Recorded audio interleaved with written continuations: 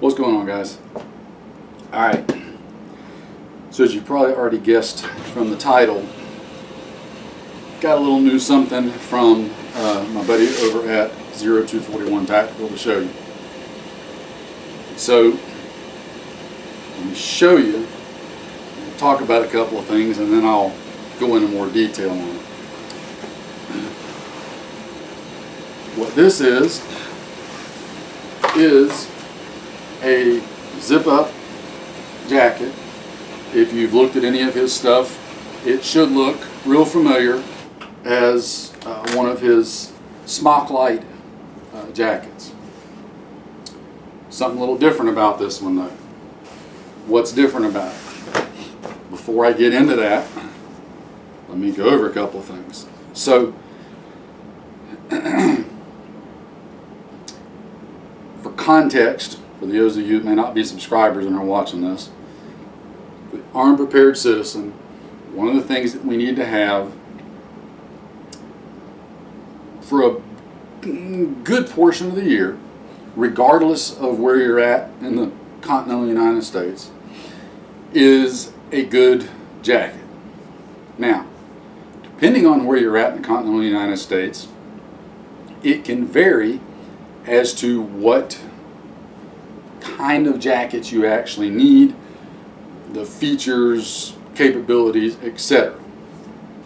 But that said, we established one of the good things you got to have as an armed prepared citizen, survivalist, prepper, whatever, is a good jacket. One of my favorite general purpose jackets for the armed prepared citizen has long been the venerable M65 field jacket. Now, before some of you gasp, yes, I know that's old school, and some of you are already going to say, you know, oh, I can get such and such a super duper lightweight soft shell from so and so, blah blah blah.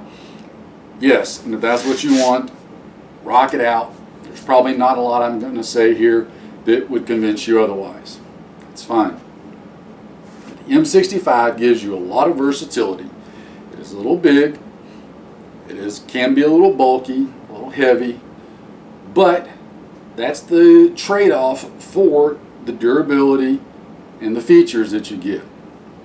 So the M65 is basically layer-wise a 3-layer jacket. You've got the outer layer, then you've got a thin, which is the outer layer in the military jackets is usually nylon cotton twill material. In commercial versions, you can get Nyco twill and also polycotton twill, depending on the manufacturer. But across the board on all of them, what's common is there's a thin cotton liner inside of it, and then you have a button-in quilted liner. What that gives you the ability to do, the quilted liner you can take out, it's removable.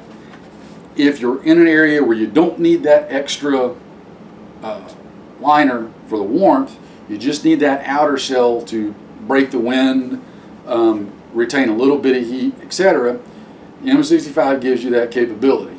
If you do need the extra warmth, you button in the liner and you've got it. M65s can be kind of hard to find though, especially of good quality. Now, True Spec's long done a good quality one. I've got a video up on my True Spec one. I know a couple other manufacturers make them, but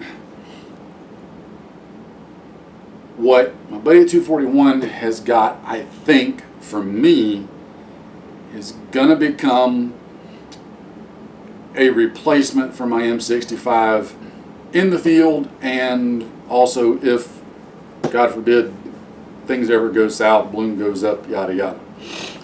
What he's done, and I absolutely love it, I'll tell you at a time, is he took his regular Smock light.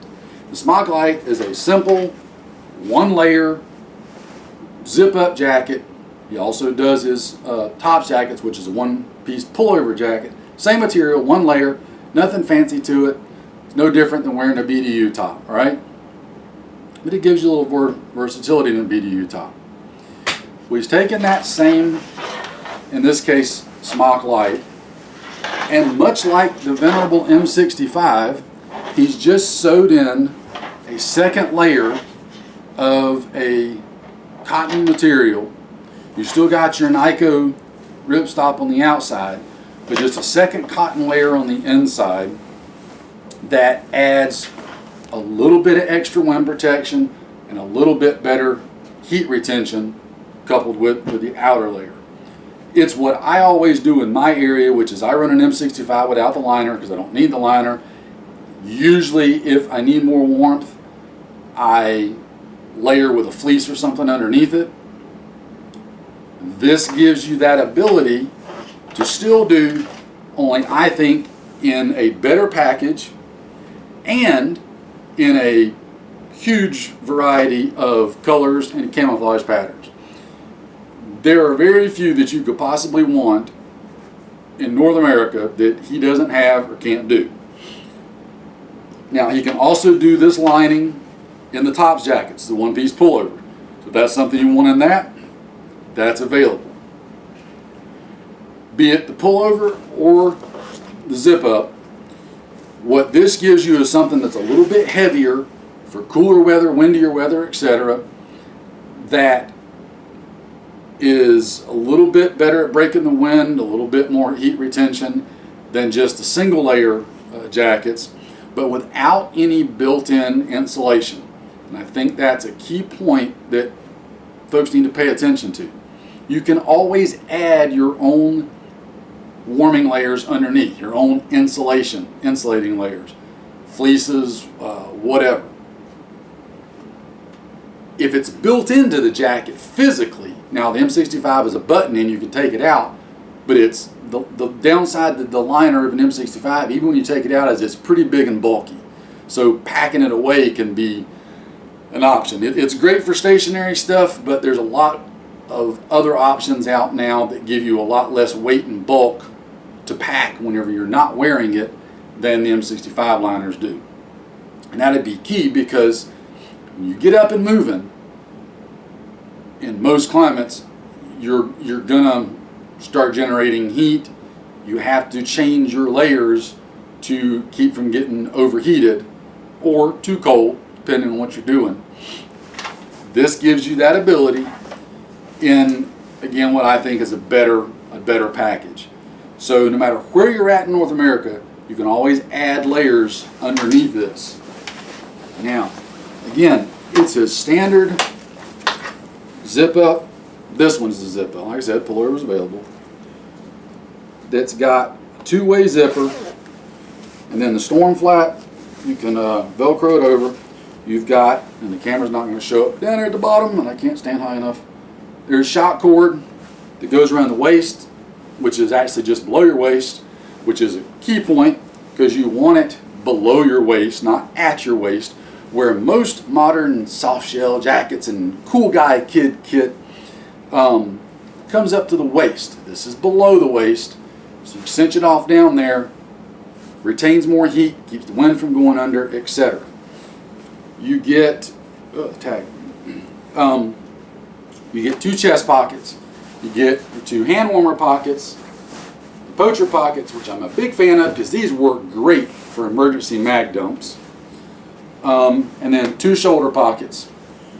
The shoulder pockets and the chest pockets all have buttons, which godsend, love them. And then you've got your hood, which is the absolute perfect size hood for me. It's not coming down in front of my face, even without my hat on. With a hat on, your bill of your hat does a great job of holding it right there. But it moves well, it fits well, because you can see it's kind of a three-piece design. I hope that shows up on the camera. Yeah, you got three pieces there.